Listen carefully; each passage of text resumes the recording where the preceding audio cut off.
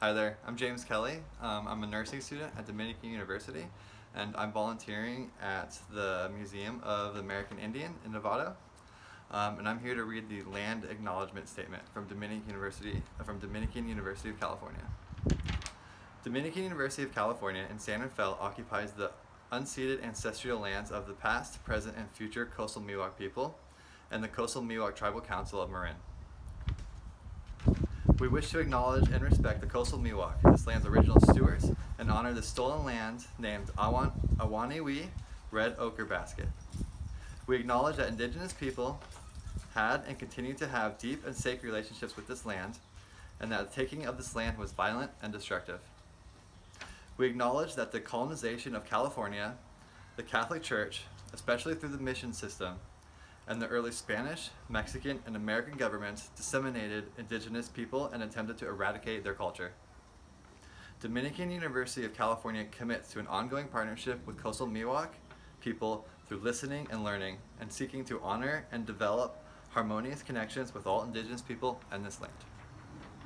I'm the executive director at the Museum of the American Indian in Novato, and I am also a former Dominican student. I graduated with my master's in humanities from there a little while back. And the museum has been in part of Marin County for over 50 years, is located on the lands of the Federated Indians of Great Rancheria and the Coast Miwok Tribal Council on Coast Miwok land. I'm just really thankful for this partnership between the Church of the Redeemer and Dominican to be able to help, create and facilitate these lunchtime series. These talks are great, and we've had some incredible people, and I'm really excited to have Henry Frank here today because Henry is one of the amazing people that I've gotten to know through the museum. And as an artist, when I first met Henry, it was at his art show at the museum, and his art is incredible. It really shines through in his love of nature and his pride in his culture and heritage. And so I don't want to tell Henry's story too much in his bio because he's going to share that with us. So without further ado, Henry, so great to be with you in community today.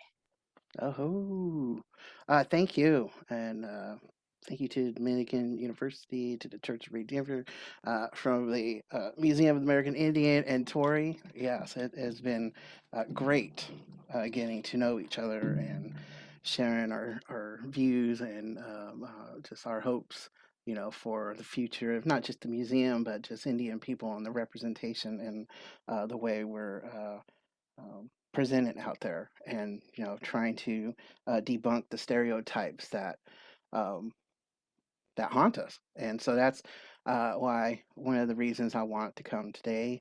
I'm going to share my journey through my nativeness, and being I knew I was native, I knew I was Yurok, and I knew I was Pomo, but I didn't really understand what that meant until later on in life. And then through a life sentence in the California State Prison, and just really diving back into my heritage and my culture and the way they're connected, beyond just the native community, but to all the communities that are surrounding it.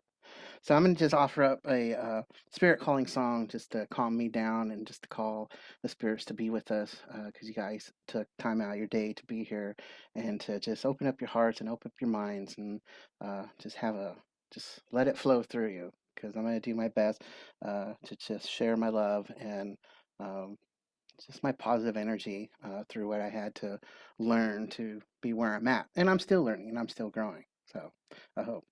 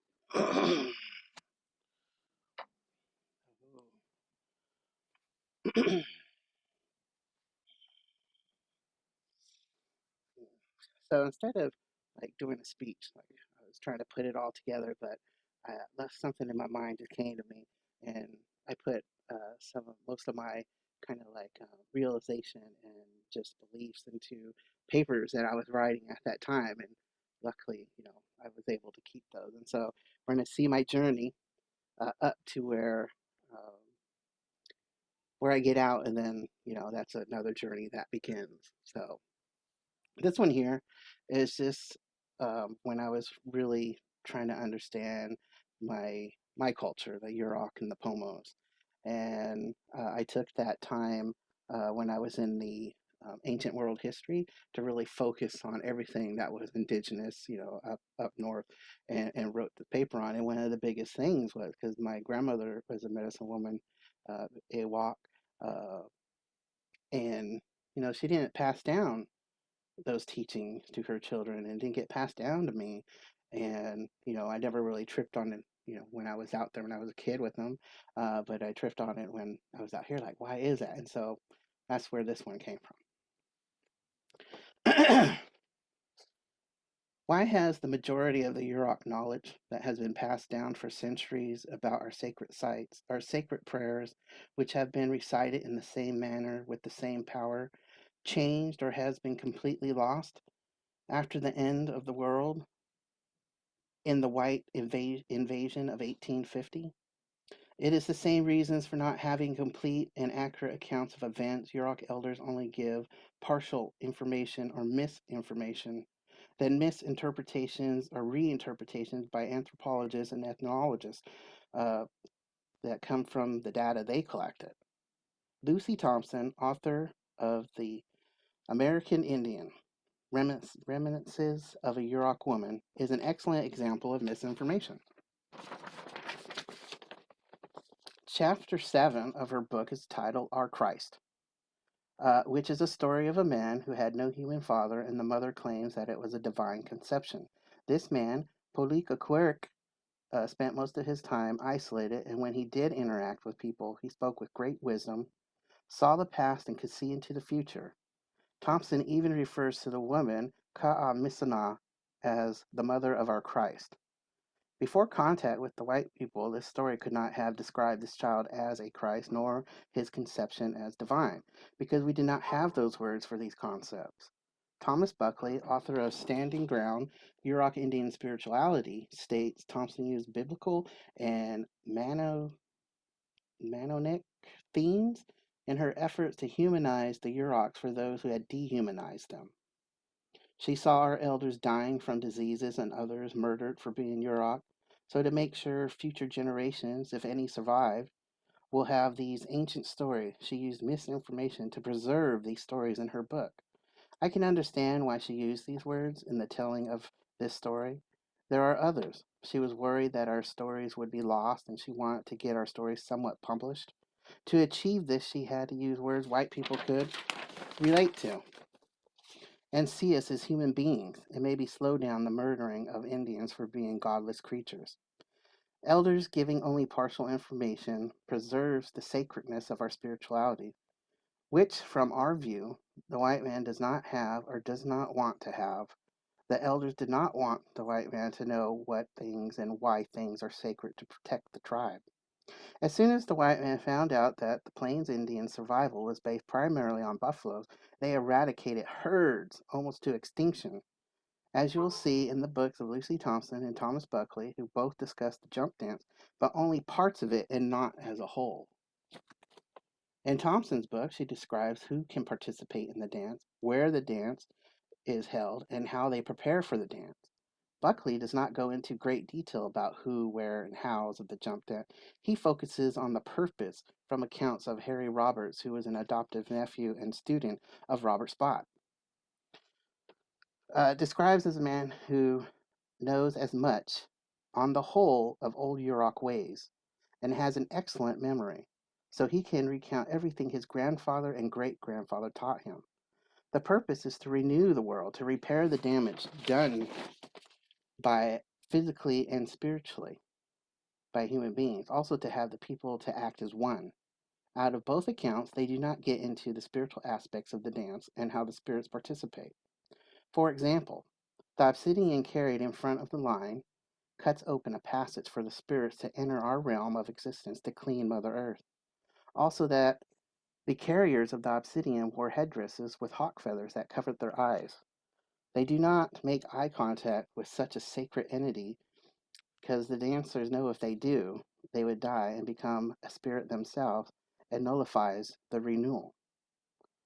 Elders do not share all information, and especially sacred information, because they don't want the white man to know it, understand it, and then destroy it.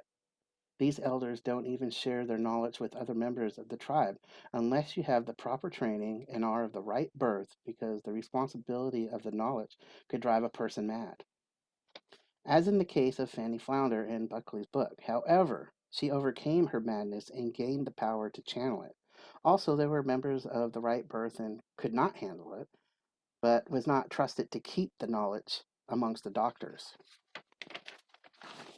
The elders did not want commoners using this knowledge to gain status with the white, so instead of passing this divine wisdom on to the next generations, they took it to the grave so future generations would survive. Finally, we must take into account the boarding schools and forts which put fear into the hearts of my people, not to practice our spirituality, speak our language, or even be taught by our parents of traditions and customs, but to be assimilated. We accepted it to survive in our new world to save the old. As Bruner, an anthropologist, stated, a degree of assimilation gave Indian people both the means of physical survival, cultural survival, and brings the self-confidence and firmness of identity. The elders knew that assimilation was unavoidable, and they kept the knowledge of the spirits and secret prayer sites sacred. I don't know if I agree with the elders taking their knowledge to the grave, but I understand the logic behind it. I am guilty myself. I have participated in numerous ceremonies, and in prison I have poured water in the sweat lodges. I will talk to non-natives about how many rounds there are and what each round is for, even the construction of the lodge.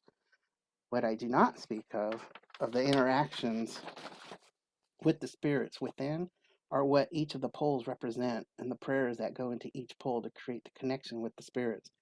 Knowing why I do not share this information with outsiders, I can relate to my ancestors. They were protecting the spirits, the culture, our practices, the people. They did it out of fear, but mostly out of love. After these scientists record this partial or misinformation, they interpret their data with biases from their beliefs in education. They also misinterpret data to fit into their ideology of what a real Indian society should be. Robert Spott's first-hand accounts of life as a Yurok, overriding Spott's narrative and capping each chapter with his own ethnological commentaries that spin Spott's meaning to Kroeber's own academic ends. Due to these factors, there will not ever be an accurate or complete history recorded or published by an anthropologist or ethnologist on ancient native societies, ideologies, or practices. at that time, that really gave me some peace and some balance. Uh, why my grandmother didn't teach us those things and why my uncles didn't teach us some of those things, and later on understanding the family dynamics within the native community, and then all the interactions which we call bad blood, just from disputes and things like that, that people hold on for generations. And so that really just let me begin my journey, and that was in 2006. And so that I was like, well, who am I? Okay, I'm Indian, I'm a native, I'm a prisoner, I'm all these things, but who am I? Who am I really if I'm going to look at myself? And so to find out who I am, well, who was I? And then you got to understand, well, who do you want to be to understand who you are? And so I started that journey.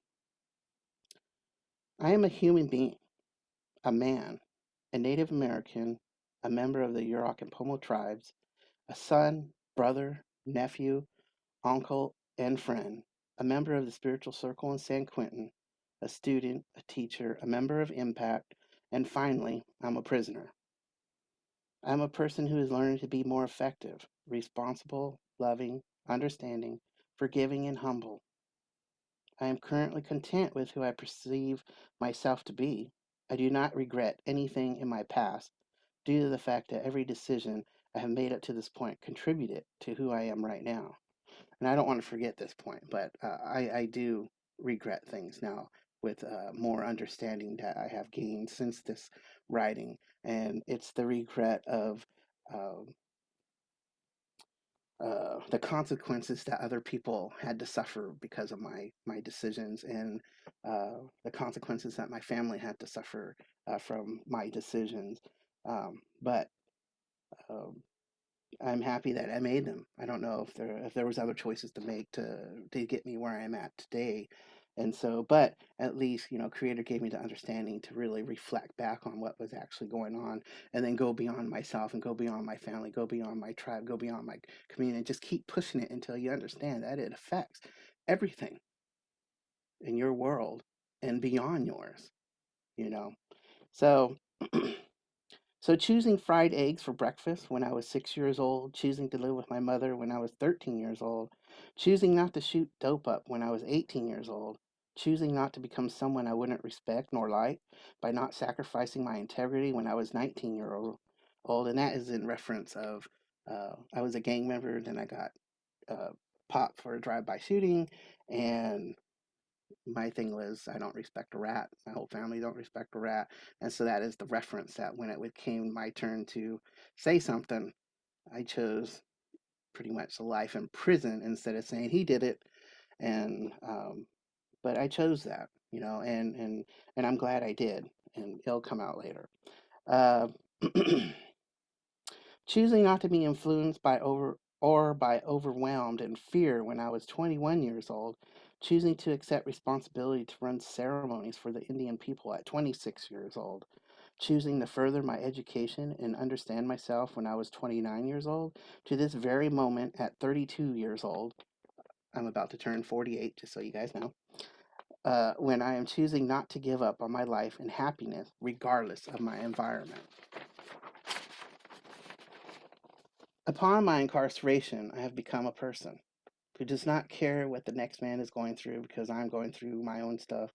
I do not count or depend on anyone else because I don't want to feel disappointment or sadness when they fail me. Besides, I can do it myself. I don't let people know my real emotions in a way that no one can take advantage of me in one of my vulnerable states, nor will I share personal information so no one can manipulate me with past victories or pains. I do not give people second chances because if a person burns me once, shame on them, and if the same person burns me again, shame on me. I'm not trying to experience shame. I am a firm believer in fair is fair, so I can be very vindictive to the point of letting you know that I know you are doing me wrong.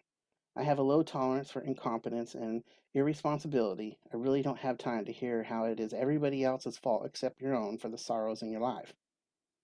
However, since my journey through self realization, I have recognized that I don't want to display those characteristics I have mentioned, nor have them as part of my personality. I have changed my prisoner belief system from knowledge and wisdom I have gained through introspection which has been and continuously will be influenced by concepts and beliefs I have experienced and learned from, heard in groups, and from individuals. I don't care what happens in any given situation, what happens to me, because what happens to me affects all the people in my life. I do ask for help, and I do depend on a select few. I will open myself up, be open to friendship, and I have compassion for people. I will grant second chances because people make mistakes, and if I can't give a second chance, how am I going to receive a second chance? I am now less vindictive because why should I repeat the mistake they made and be seen by another party as those who saw those people? I also have begun to have more tolerance for incompetence and irresponsibility because I know not everyone can be me. Seriously though, I know now believe that people do the best they can. They are the best people that they can be at any given moment. That is what I want to believe. I do the best that I can at any given moment. I accept responsibilities for the choices I choose that has created my reality because I know I am accountable for my actions and words. I am loving, caring, and honest. I am reliable, dependable, loyal, and friendly. I am adaptive, self motivated, goal oriented, and understanding. I am positive, intelligent, and empathetic. I am forgiving and humble. I am no better, nor any less than any other being on this planet. I can, as Don has, he was one of my co facilitators who made the statement when he looks in the mirror, he loves the person he sees. And I now love the person that I see in the mirror. I know who I am, and I am proud of it. That is who I am. These were not easy papers to write. I can tell you that right now. I mean, you really have to look uh, at yourself and all of the disappointment, all the sadness, all the shame, all the embarrassment, all of the accountability of the people that I hurt, that I disappointed.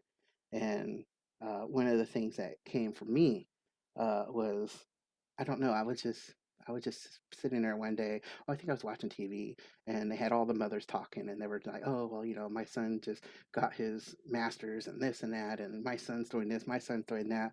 And for some reason, I just started thinking, my mom doesn't get to say that. My mom gets to say, my son is doing life in prison. And at that moment, I realized, how much I quieted, silenced my people of boasting about what we're doing, their children. And so I was like, wow, I what I did hurt more than myself. It did affect other people. And that was a reality check for me. And I quickly wrote my mom a letter and apologized for that and then started letting her know, hey, I'm going to college. I'm doing the impact. I'm doing nonviolent communication. I'm doing the sweat lodge. I'm part of this group and I'm a leader in this group and I'm creating curriculum for this group. And just so she'd be able to talk about whatever she needed to when she was with her friends. And I don't know how that went, but in my heart, it smiled. So now we're going to get into since I got through kind of understanding my family history and some of the choices that they made to where who am I, and then to go beyond that, accepting things as they are. I want to be known for two things. The first is that I was the best Christian I could be, and the second is that I was the best Indian I could be. Ada Mae Frank, my grandma, would always say, to all that knew her, remembers her as just that. She knew the Bible and spoke Yurok fluently. She knew hymns as well as traditional songs. She knew nature and of heaven, a delicate and complicated dance between two worlds which she never collided within her. I hope I am remembered by the people who knew me or know me that I was the best Indian I could be. Most of the natives I grew up around did not wear regalia. They, as I, wore clothes and necklaces, the necklaces made of gold or silver. Half of my family went to church. I prefer the sweat lodge. I can't stand the taste of abalone or eel, my tribal survival foods. I know my heritage and I have been taught and learned traditional songs, dances, prayers, and knowledge. I've lived on the reservation in Witchpeck and in Hoopa, And just because my name isn't hawk flying at high noon over 12 deer drinking at the river as a otter swims by, and was named Henry Edward Frank changes nothing. Furthermore, if I tell the world that I am a savage, or if I tell one person that I am Indian, or if I tell no one that I am a Native American, or if I didn't even know I was from the Pudakli and Pomo nations would not change the blood flowing through my veins or the DNA in my genes. I'm Yurok because I was born Yurok. I was recently asked at the San Quentin Fall Powwow, located in the visiting room, by a young woman from San Francisco State, how do you maintain your identity as a Native American while incarcerated? This is the one question that sparked this whole paper. And and I found this question absurd, as she was a skin too. I do not have to maintain anything, act a certain way, believe in certain things, wear my hair long, or be classified by the administration as an AMI within this prison system. I maintain my identity by breathing. Anything I do, think, or say will be Indian because that is what I am. I thought to myself, I didn't voice these thoughts because I didn't want to be perceived as hostile or bitter for my incarceration. I simply answered, I was born Indian and nothing has changed since.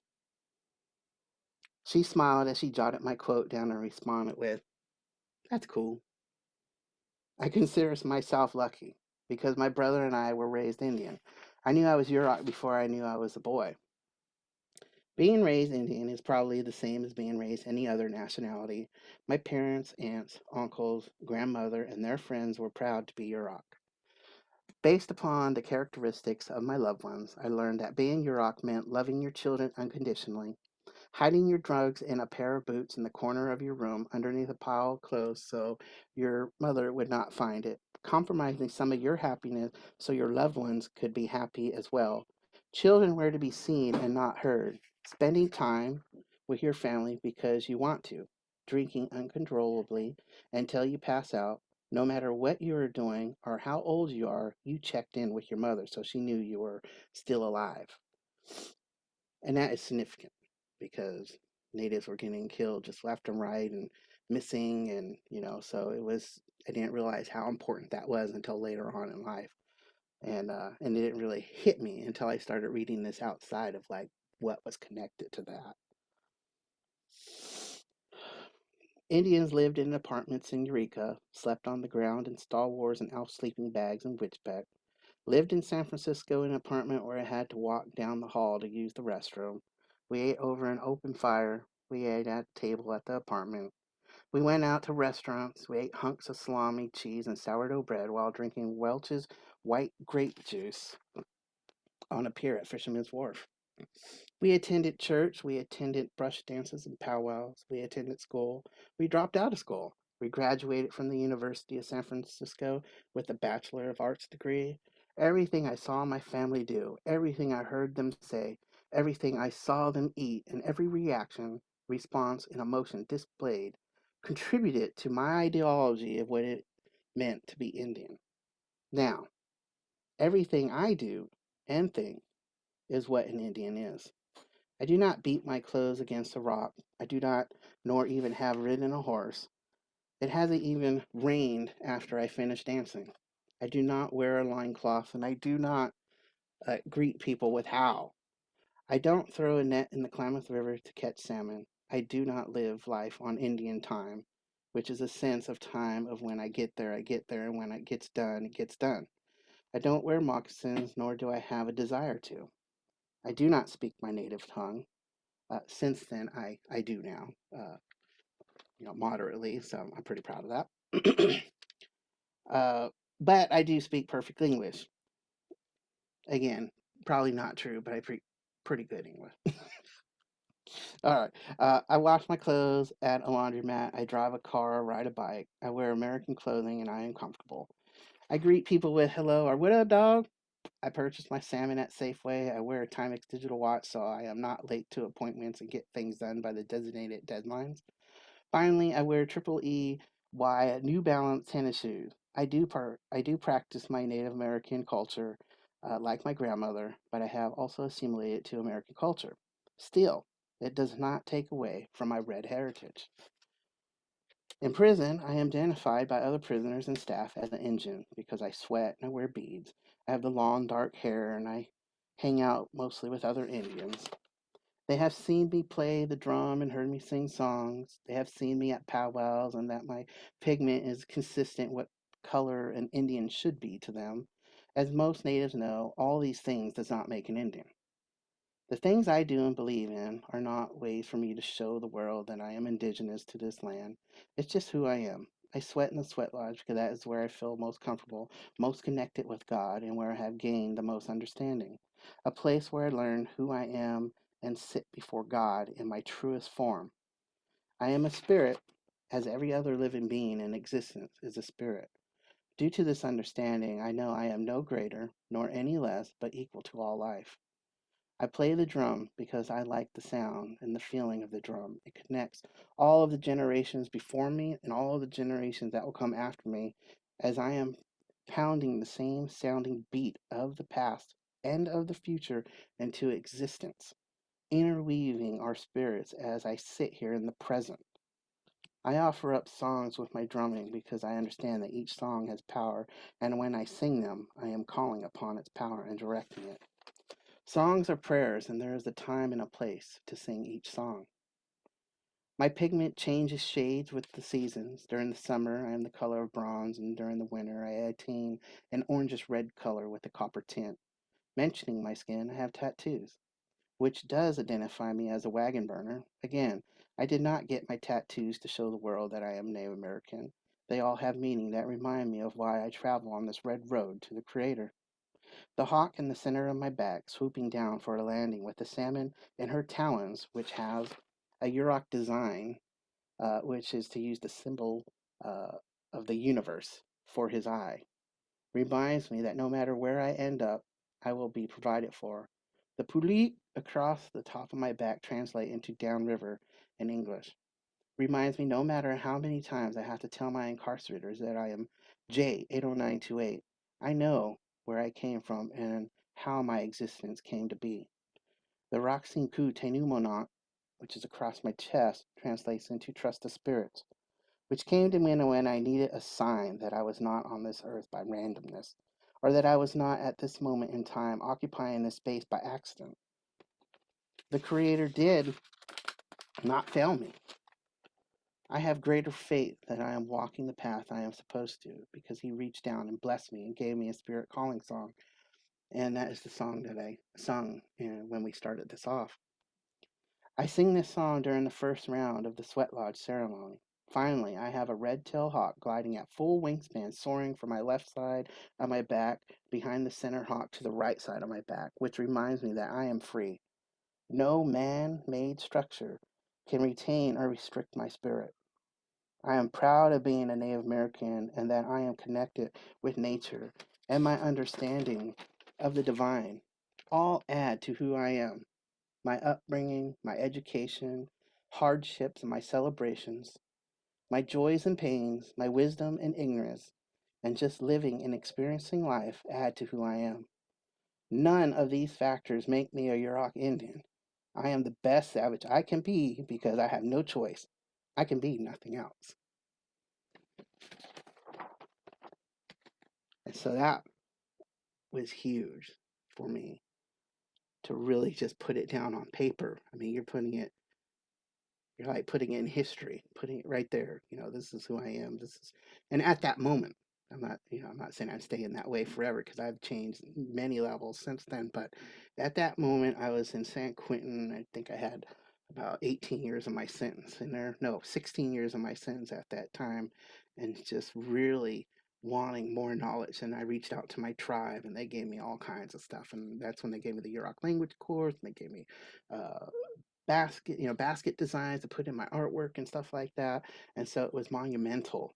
Well, how much time do we have here? Sorry. I have time for one more here? Or I don't want to overdo it here. Okay, one really quick.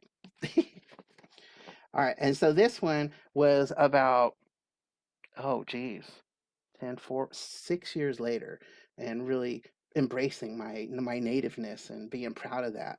And so here we are now in 2011, and I'm in Solano. And this one I put part yesterday, whole today. Woo! Today I'm recuperating from an exhausting, powerful, and healing yesterday. Yesterday was our powwow here in California State Prison, Solano. My day started after breakfast around 7. I headed out to the lodge, not thinking that we were going to sweat since we had our powwow today. However, a couple of Indians from the outside, Martin and JR, showed up about 8:30 to sweat us.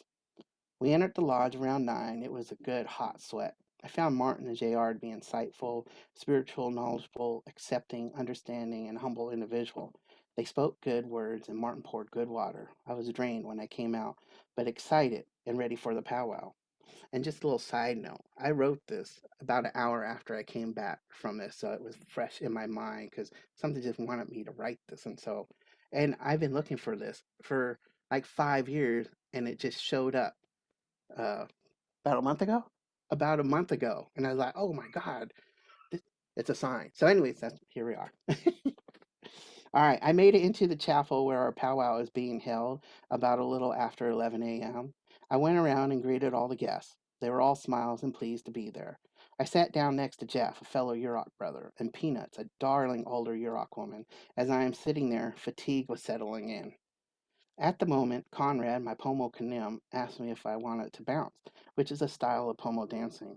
I was drained, but was afraid that this might be my only chance, so I said yes. I was afraid of being laughed at, made fun of, and being scolded for dancing wrong, but I wanted to dance. Backstory. About 10 years ago, I had a vivid dream of being at a brush dance. And I hear people jumping middle outside. And so in my mind, you just kept hearing the, hey, hey, hey, hey, hey. And that just kept going on in the background. And someone came into the house where I was listening to the dance and asked me, dance, hey, you want to dance? And out of fear, I said, no, no. At that moment, at that very moment in this dream when I said no, but I know I wanted to, but the fear was kept me. And then I heard this voice and it said, you are a dancer. When you are asked to dance, you dance. And I just like, whoa. I obeyed. I mean, there was no, denying that. And I called out to that person. I said, hey, I want to dance. As I was running for the door and as I grabbed that door to go outside, I woke up. And since that dream, I have bear dance in full regalia and in the arbor in front of pretty good sized crowd. I have bounced in full regalia, by the way. I have been incarcerated for the past 18 years. And when you are called upon by the Spirit to do something, they make things happen. Because when I had that dream, I'm like, I'm never going to get out. I'm going to die in prison. How am I going to, dance in these ceremonies? And in my case, since I couldn't go to the dances, Creator brought the dances to me.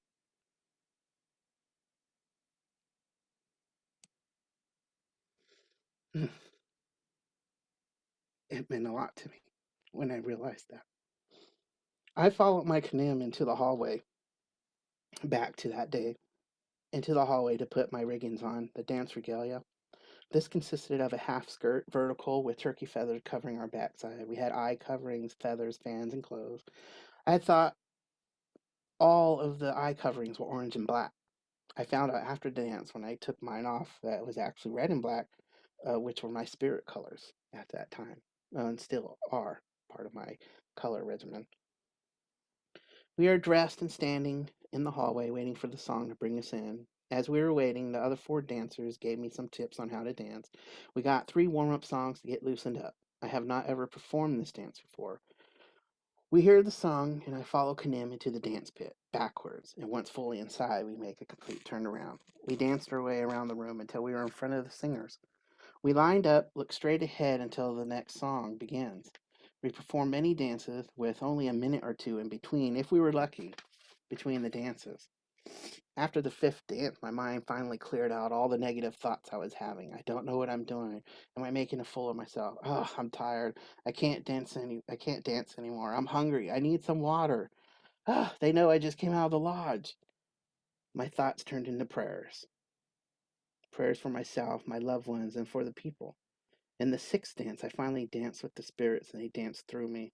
One of my favorite dances was the woman honoring dance. I was on one side of Peanuts and Otter was on the other side. Janine, who was wearing beautiful beaded moccasins, and two other dancers were across from us. We were to connect to our female side and mimic the woman's movement. I had Peanuts' movements down. When we changed women, Janine, who was a petite, shapely woman, had hip movements I could not mimic. But I tried my hardest. I'm sure it was quite entertaining to the observers. This is the only dance I was aware of other dances around me. During the other ones, I only felt the ancestors dancing with me. Like I said, 2 hours later, the exiting song was sung, and we left the dance pit back into the hallway, backwards as we came in. The other four dancers and I waited in the back of the hallway. We were waiting for the singers to come and clean us up, to offer up prayers and protection. So whatever we gathered, positive or negative, we let it go because it doesn't belong to us. After the cleansing and my regalia had been taken off and put away, I just sat on the floor out of exhaustion, but mainly in reflection of the ceremony I was honored to be a part of. I finally got dressed and joined the crowd, who were already eating. I received my tray of food that the state provided for our ceremony, and we had some fry bread. It was surprisingly quite tasty. We socialized, and people came up to all the dancers and said thank you and with some compliments. It was time for the closing song and to walk the staff out. We said our goodbyes, cleaned up, and headed back to the dorms. Since I was raised on my grandmother's side, my Yurok side, I've not had the opportunity to be exposed to my Pomo traditions and ceremonies. As I laid here last night, I felt whole. I had a void within me that I didn't even know existed until I felt it healing. Life is one amazing, unexpected event after another. I had come to prison to bounce for the people, to bounce for myself. Since then, since I've been out, I've got to bounce out here. I got a brush dance up in Ketamine. I'm currently an active bear dancer here in California. Um, I can show some of my artwork. Hmm. So please, if you have a question, just uh, unmute yourself and ask. I do have a question. Do you feel like since you went to prison and like lived all that, do you think you were able to connect more to your culture? Um, I yes, it helped motivate me, I guess, because when I was out there with my family, um, like my dad and uncles, they all grew up in the brush dances and the roundhouses and danced all over from, you know, the middle of California all the way up to Oregon. And my grandmother, a medicine woman, and but by the time I came around, they weren't doing that, and my grandmother became a Christian, and half of my family became Christians, and so uh, and I was really isolated to my family because that's the only people we can trust. That's the way I was raised, and then to the point where we can't trust anybody else except for ourselves, and so it really made that divide. And so when I was in prison, and it forced me to become more like aware of the other natives and their understanding that even when I'm out here that I know I'm Native American and people know that I'm Native American, but people who don't really understand the culture or know anything, that I am the representative for every Indian that they're going to meet after me usually. And so keeping that in mind as well, of just being the best representative that I can be. And if I don't know something, I'm going to say, hey, I don't know, but if I do know something on my personal level, I will share that. So, would I've gotten that outside? I really don't know. I can't speculate on that. But other people who have not gone to prison, they have a pretty solid identity of who they are and in the dances and stuff. So I'm sure there was a different way, but Creator, you know, gave me a choice to go on this path, and I did the best that I could once I realized that I did not want to die in prison, and that's when a whole shift changed in me as a person, as a native, and as a spirit, you know. And so I hope that answered your question. No, it did. Thank you so much. I appreciate it. Oh, you're welcome.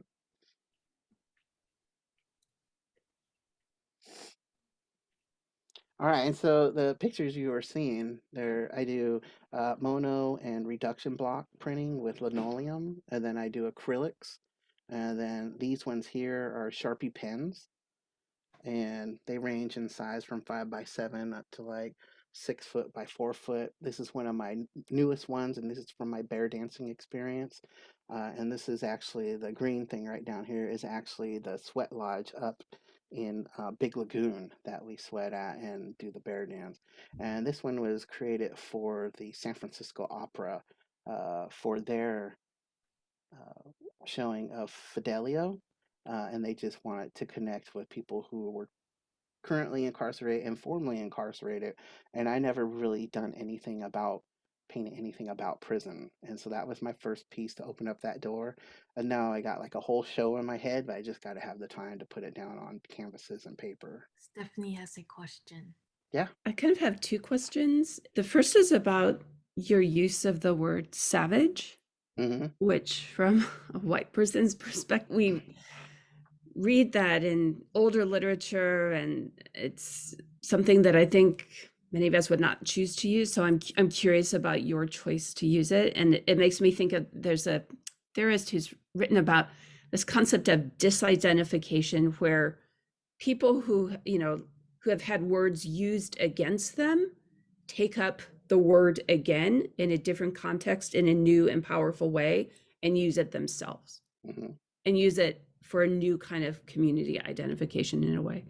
I try to use a lot of the derogatory terms in my paper throughout as just interchangeable as Native American, Indigenous, wagon burner, the savage, chief. I forgot the other ones, but I try to use them all because no matter what words you use against me or for me or that I use for myself or another Indian is it doesn't dictate the way I'm supposed to be. So if somebody calls me a savage, do I just go into that mode and let them see what they want to see, or do I just be me and like, if that's your experience with, Native Americans as savages, that's your choice, and it's my choice to hang out with you or not hang out with you.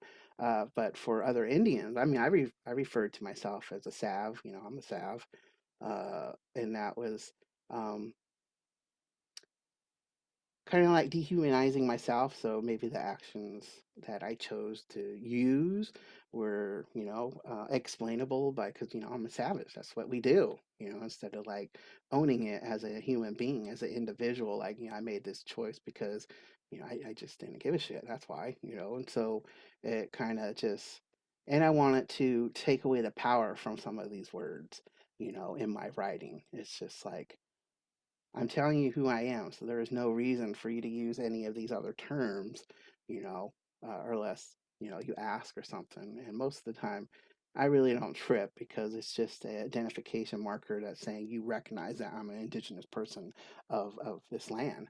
And when I say this land, I'm not just talking about where I grew up or where I was born and not California, because the earth, wherever we step, is connected. It's connected into the entire earth, to all of the water, and it's connected to the clouds and the air. It's connected to the universe and all the planets. So our foot is touching everything that is existing today, yesterday, and tomorrow. And we're not even acknowledging that or honoring that process that we have that knowledge right underneath our feet that we can absorb up into us if we choose to make that commitment. And then the second thing is that I really loved hearing you talk about connecting with the spirits through dance and connecting with God through the sweat lodge, through that act of sweating. And as much as you might feel comfortable, I wondered if you could kind of talk about, from a Native perspective or Pomo or Yurok perspective, how physicality connects you to the divine. Probably, I don't know if everybody knows what a sweat lodge is. So a sweat lodge is a structure made out of willow, and then we cover it with blankets, and then we heat up our ancestor, usually volcanic rock, because they hold the heat. Bring them in, so many at a time, and it could be different for different ceremonies. But for purification, you know, a lot of them just keep it 28777, and these are all sacred numbers to us. And then we go in, and in that first round, we usually have 4 rounds. And in that first round, it's for ourselves, because how can we pray for somebody else if we're dealing with our own baggage? We might accidentally send some of that on the prayers to the next person, and that's not the goal of praying. And so we need to really look at ourselves and take off our mask and all of the mask and really just open up our chest and let our heart open up to receive the love and the knowledge from Creator, and to open up our mind and to take the fish scales off our eyes and take out the little earbuds in our ears, and so we can truly hear what Creator is trying to show us and tell us, and understanding that he uses spirit guides, to help us along those ways when you pray and open yourself up to that. Um, and I have, in the bear dance, I've danced up in Reading, but then I've danced down in Big Lagoon, and Big Lagoon is actually where my ancestors, all over that area in that general facility where my ancestor lived and uh, died and loved and raised families and all that stuff. I really got a extra energy boost while I was there. And not to say it's any better or any less than if I danced somewhere else, but I just felt more connected there.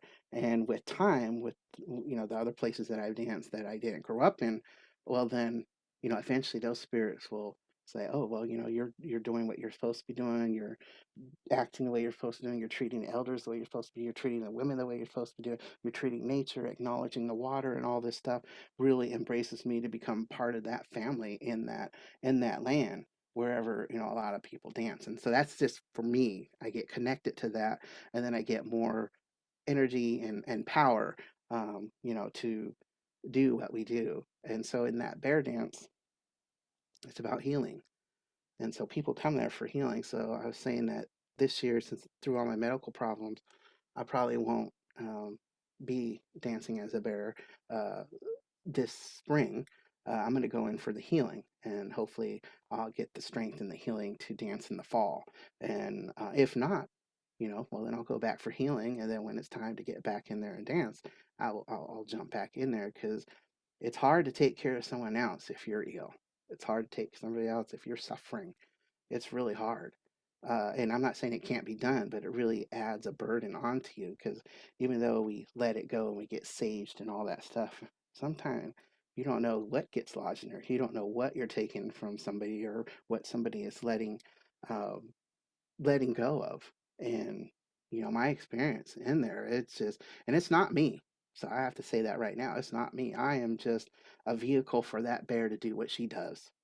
And I know the history of my bear, where she came from and on all that stuff, and her traveling all the way to when she got to me. And the way I take care of her, and the way she takes care of me, and the way she takes care of the people. So I mean, that's all spirit. I have nothing to do with that. I'm a part of it, and I honor that, and I appreciate that to Creator for choosing me, because I had never thought I'd actually be a bear dancer, you know. And when they called me, I had those same thoughts, like, I'm not Indian enough, I'm not strong enough, I'm too fat, I'm too out of shape, I'm not dark enough, I wear glasses, my bear was a rug, and all these things. But then I went to Yosemite. And when I was at Yosemite, my wife and I had been going there for 3 or 4 years looking for bears. We never came across a bear. But during this week before I was supposed to say yes or no, I saw a mama bear with her baby bear and got like 40 feet with them and got some fantastic photos. And then down in the valley, got to another bear. And just before we left, another bear. I was like, we saw 4 bears today. I said, it's a sign. I just started crying. And at that moment, I grabbed my phone, called the guy who wanted to sponsor me into the bear dance. And I said, hey, if it's still on the table, I want to go. I'll pick you up in the morning, Hank. And then I did, and I got there, and I still had all those things in my head until I got there, and the bear chief, show me your bear, and I went and got my bear. And I was only supposed to be introduced, and introduce my bear and all that stuff, and I wasn't going to dance at that time.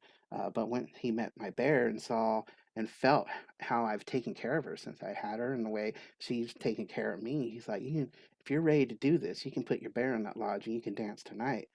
And I'm just like, oh, that's, in my head, that isn't what planned for. That isn't what I'm here for. But uh, here I am. Creator chose me, so how am I going to, spit in his face? So I said, okay, I'm going to put it on live. So I put it on live. And at that time, it still had like the full like piece of wood and all this cast. So it's heavy, and so I had to dance with that. But in the middle of it, I was just like, oh my God, this is. And then when the dancer said, hey, is it heavy? Is she heavy? And I'm like, yeah. And she's like, you know why it's heavy? I said, oh, because it used to be. He said, no, no, no, no, no, none of that stuff. It's heavy because you think you're dancing her. In reality, she's dancing you. And once I got that, I didn't even feel her anymore. We just did what we were supposed to do. And by the end of that night, or even when I just walked in, the first time I stepped inside that arbor as a bear dancer, I just felt at home. This is where I'm supposed to be. And I thank for you for giving me the courage to get through my fear and my self doubt to get where I'm supposed to be. This here is Mind Prison. And originally I bought a single place set for a Minion Prison when that came out. And I said, well, that's cute. So I took it, and it took me like a minute to put together. And I just sat there, looked at it, and kind of reminded, like, well, it should have this, it should have that. And so I built another one and put them in there. And then one became three became a tier. And then I did 2 tiers. And then I'm like, and I put it in the fair, and it won, honorable mentions. And then I'm like, what am I going to do now with it? I don't want to take it apart. And so I'm like, well, let me make a real prison.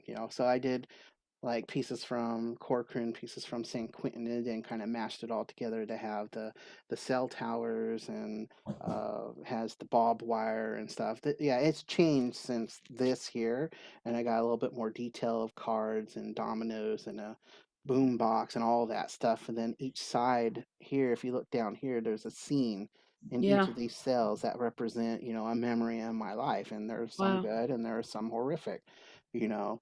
And so at that time, that's what I did. And I'm like, whoa. And so that was like my first justice art, Yeah. social justice art piece. And it was lethargic for me because I could tell a story for every piece that I put in there, and every cell, and the person, the officers that I put in the towers, who they are, who they represent. And then the other piece is the visiting room. My dad used to come up 4 times a year, and we'd always go in the visiting room, and we'd play dominoes, and we'd have our pizza, and I did everything's custom. There was no design. I did it all out of my head and just remembering, and creating the little vendors and all that stuff. I mean, and it was very what's the word? I guess healing for me. It was very healing, cathartic. Is that the Cathartic. word? Yeah. Yeah, and not really realizing it, and then here the towers, and then the bus. The bus was very traumatic for me. I'm pretty sure it is for everybody. It's like it just sucks so bad to get transported from a prison to another prison or somewhere else. And so if you lift the lid on this, you'll see all the little cages, and you'll see the guy in the back with the gunner, and then the open toilet that's just right next to the gunner, but with, a little bar and stuff, and then the driver, and so, and then the other piece I'm going to do is the chow hall, and I got all the pieces for it. I got it in my mind. I drew out the little where everything goes. I just haven't had the time to do it. And then the last piece will be the San Quentin sweat grounds, and so I'll have that piece. And then and then I have a newer piece uh, on that so far, and I might just do a single cell. I don't know yet, but that's just kind of in the works. But that's where that came from. It all started off with a minion little cell that had a toilet, a bunk, and then one thing of bars, and then it came into that. This one here is easy come, easy go, and it was for Fidelio. If you guys are not familiar with that, it's a woman who pretends to be a guard to get in to see her husband, and then eventually, liberates him and stuff. And so they said, "Hey, can you do some art?" And I was originally just going to give them woodpeckers, just my go-to. But as I was laying there that night, this image just flashed in my head. I'm like, whoa. So for those of you who not know, in prison is pretty bland. It's usually all beige, or it's all silver and gray, and so it's not really a whole. I mean, nowadays there's murals and stuff, so it kind of changed. But back then, when I first went in, it's just, it's just really sad, and everybody's dressed the same and all that stuff. And so I remember seeing those butterflies come in during the spring and cross the yard, and then the hummingbirds, and I used to lay there and watch the hummingbirds fly through the razor wire. They didn't have no problem, just fly through it, up, down, land on. No other birds do that. I haven't seen any other birds fly through it, or they either go over it or under it, but not through it. And so and then this one here is actually the San Quentin Tower, and I just did it because I didn't want it to be the focus. I wanted the bird to be the focus because they get to choose of when to come in and when to go out of prison, and they're the one who brings the color into the yard. And so that's how this piece manifested and got put over there. And the razor wire is huge because it's everywhere. That's all you see everywhere. It's crazy. Just to let you know, you're a dangerous person. And if you when you first look at it, you see the bird. And then when you're inside, I have to speak for myself. When I'm inside and I saw that bird, that's what I saw was the bird. I didn't see the razor wire. I didn't see the wall. I didn't see the gun tower in the background. I just saw that bird until it Right. flew off. And then it's like, okay, nothing else to look here, and then go about my day. And so there's a lot of just complexity to that painting, and a lot of healing too. And then just recognition that I'm not going to pretend that I wasn't in prison, and now it's coming out, and I'm hoping to change the ideology and the narrative of people who are currently experiencing incarceration, and people who are returning residents, and then just getting it out there, like we're all human beings. And one of the things is like what was the question? Why does this matter, or why do it, and all this stuff. And I was just like, when a community invests into a person, that person will invest into that community. That's why. Well, Henry, I know you said I think there were like 4 pourings or something in the sweat lodge, and the first Oh, one. 4 rounds? 4 rounds. Oh, yeah. I didn't finish it. Yeah. And So so I'd love to hear the other 3, but I'm going to reflect back to you. The first one was take care of yourself, right? So you can take care of other people. Yeah, so that one is referred to as the selfish round. So you're taking care of yourself emotionally, mentally, physically, and spiritually, and get yourself in alignment. And then when the second round comes in, it's for the men, but it's also a prayer round. So like all the men that ever existed, that are existing and will exist, just praying for good health and good things for them, so we can continue on, and not just Native people. I pray for everybody. And then in the third round is the women and children, and from my experience, it's usually the hottest. And because women do a lot of suffering, bringing in the children and bringing in the next generation, and so that is around for us men to take on some of that burden. And then the fourth round is for the elders and the people that have crossed over, and so it's really about the people, and understanding that you're connected to these people, and understanding that you're connected to people who don't even exist yet, but they will, and what you do will affect them.